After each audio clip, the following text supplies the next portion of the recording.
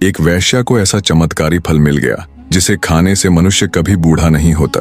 वेश्या को जब वो चमत्कारी फल मिला तो वो अत्यधिक आनंद से भर गई। सोचा अब उसका ये सुंदर रूप, ये सुंदर जवान चेहरा हमेशा ऐसा का ऐसा ही बना रहेगा और वो सदैव सुंदर और जवान दिखती रहेगी।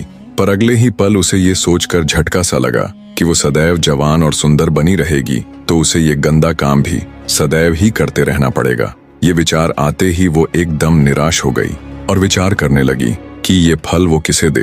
पूरी रात बैठकर विचार करने पर उसने सोचा इस फल के लिए जो सबसे योग्य और उत्तम व्यक्ति है वो है हमारे राजा। हाँ, इस फल की सबसे ज्यादा जरूरत हमारे राजा को ही है। वो हमेशा जवान रहेंगे तो लंबे समय तक प्रजा को भी सभी सुख सुविधाएं देते रहेंगे। मैंने अपनी पूरी जिंदगी में बुरे कर्म ही किए हैं, कम से कम मुझसे ये एक तो अच्छा कर्म हो जाएगा और हो सकता है राजा मुझे खुश होकर बहुत सी धन दौलत भी दे दे और मैं ये देह व्यापार भी त्याग दूं। ऐसा विचार कर वो उस चमत्कारी फल को ले राजा के पास जाती है और उन्हें वो फल दे देती है। राजा ने जब उस फल को देखा तो वो हैरान रह गया। अनेकों तर्क वितर्क उसके दिमाग में एक साथ घूमने लगे।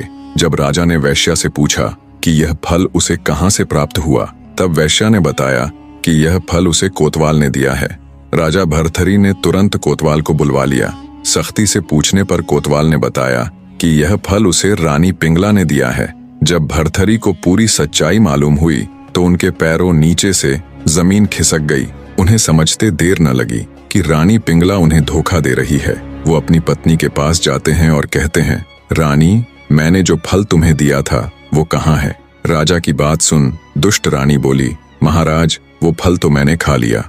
रानी की बात सुन राजा बोले, अरे रानी, क्या तुमने मेरे लिए जरा सा भी नहीं छोड़ा? क्या तुम अकेले ही अमर होना चाहती हो? तब रानी कुछ कहती, उससे पहले ही राजा ने वो फल निकालकर रानी को दिखाया। रानी ने जब उस फल को राजा के पास देखा तो उसके पैरों नीचे से जमीन खिसक गई। डर और घबराहट के मिश्रित भावों से वो थर थर कांपने लगी। पता नहीं अब राजा उसके साथ क्या करेंगे।